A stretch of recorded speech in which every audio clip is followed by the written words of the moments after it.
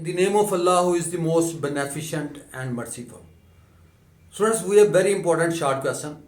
The short question is, the molar specific heat at constant pressure is greater than molar specific heat at constant volume.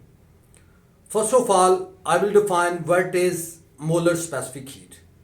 The amount of heat required to raise the temperature of 1 mole of a substance through a temperature of 1 Kelvin, and it is termed as molar specific heat.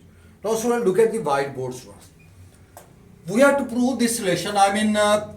Molar specific heat at constant pressure, that is Cp, and it is greater than molar specific heat at constant volume.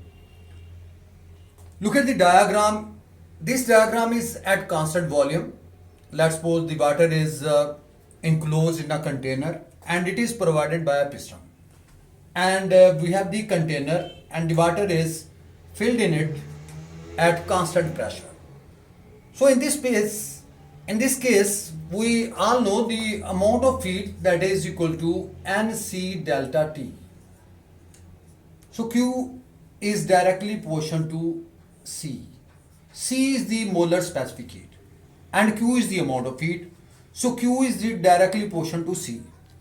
At constant volume, if we apply the amount of heat, if we supply the amount of heat Q to the system, it does only one thing. It increases the internal energy of the system because the volume is constant, so the piston is fixed. So in this case, the volume is constant. Volume is not changed. The volume is constant. So that's why the amount of heat supplied, it increases the internal energy, temperature. At constant pressure, the amount of heat Q supplied to the system, it does two things. It increases the internal energy, the temperature increases, plus work done by the system. Because in this case, the piston is not fixed.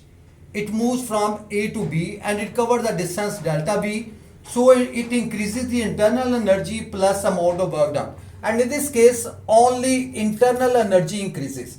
So in this case, at constant pressure, the more amount of heat is supplied to the system. So that's why Cp is greater than Cv. So at constant pressure, the amount of heat supplied, it does two things. It increases the internal energy plus amount of work done. And in this case, the amount of heat supplied, it does only one thing. It increases the internal energy, the temperature. So more heat is required in this case, at constant pressure. So Q is directly proportional to C. So that's why Cp is greater than Cv. Thank you all, students.